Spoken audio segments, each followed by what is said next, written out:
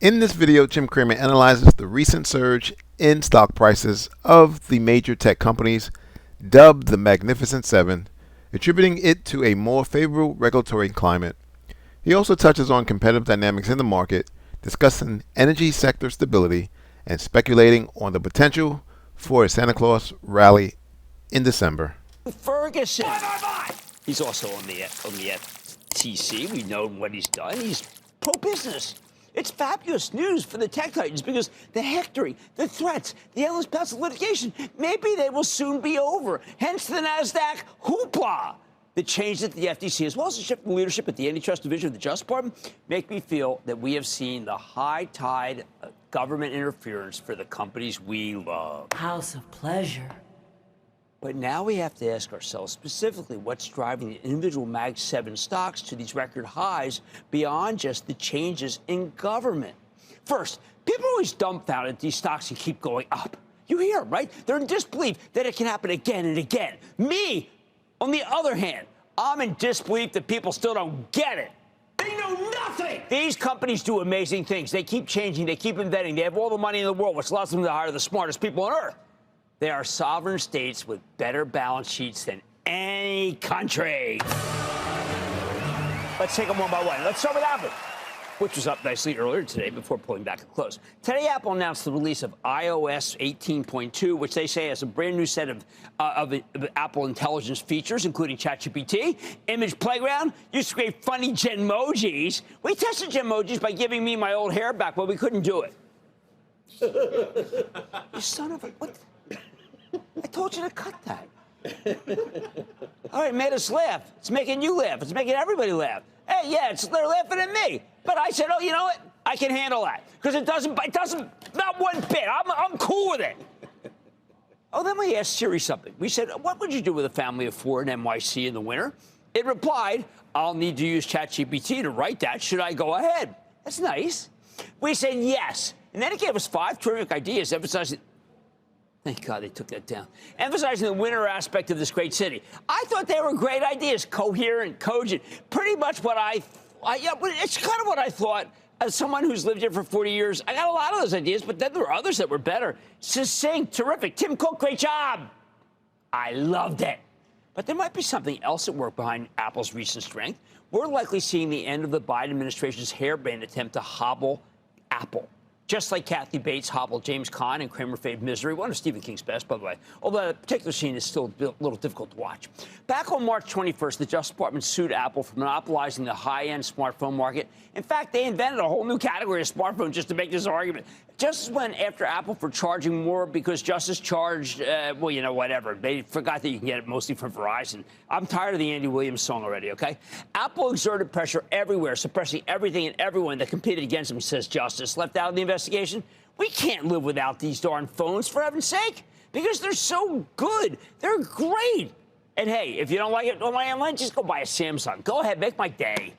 I think common sense will take over under Trump's Justice Department, which seems far more concerned with ideological issues involving free speech. Apple will be fine under that because they're not a media platform. That's why the stock can keep rallying. It's yet another reason why Apple's giving you, get this, a 250,908% gain since coming public 44 years ago. Take that, S&P.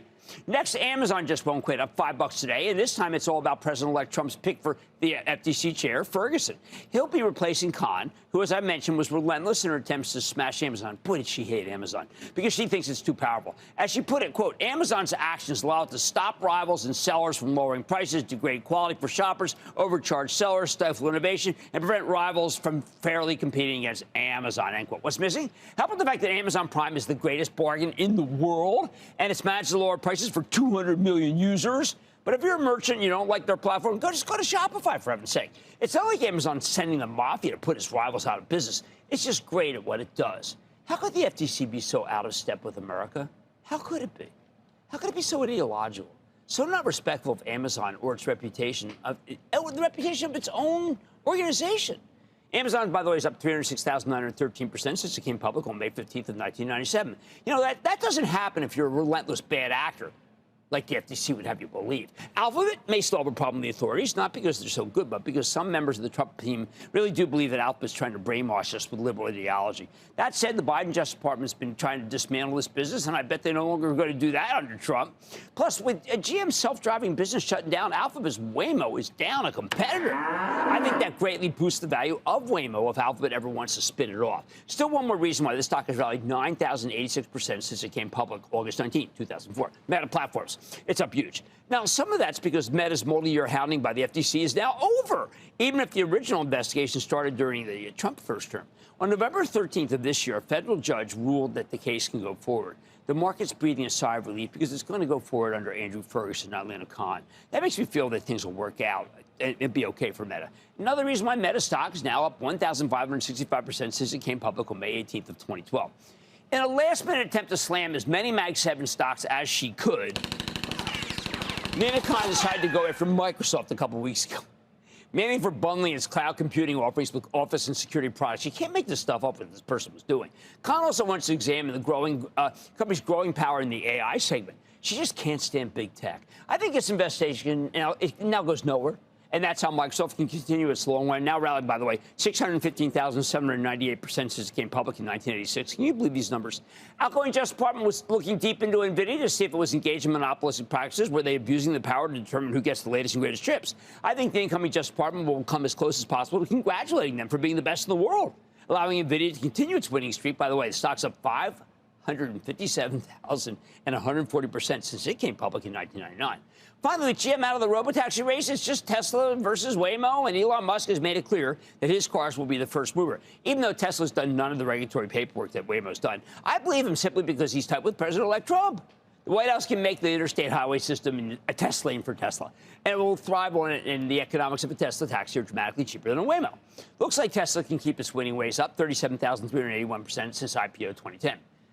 I am of two minds about this. I understand how Lana Khan might think that every one of these dominant companies is too powerful. It could certainly become a problem in the future. But the Magnificent Seven are dominant because they're extraordinary. They're largely loved. They are the envy of the world, and they are ours. They're ours. And hey, if you want, you can have a piece of them too. They've done well, and now with the antitrust regulators out of their hair, I expect even better returns. At the very least, they only need to worry about innovation from other companies, not punishment from the feds. The bottom line, we don't want our government to prosecute these mega cap companies unfairly, and we don't want the government to bail them out either. We just want these amazing businesses to compete for our affection and our dollars, which is exactly what they do every day, 24/7. You know what? It's a remarkable thing.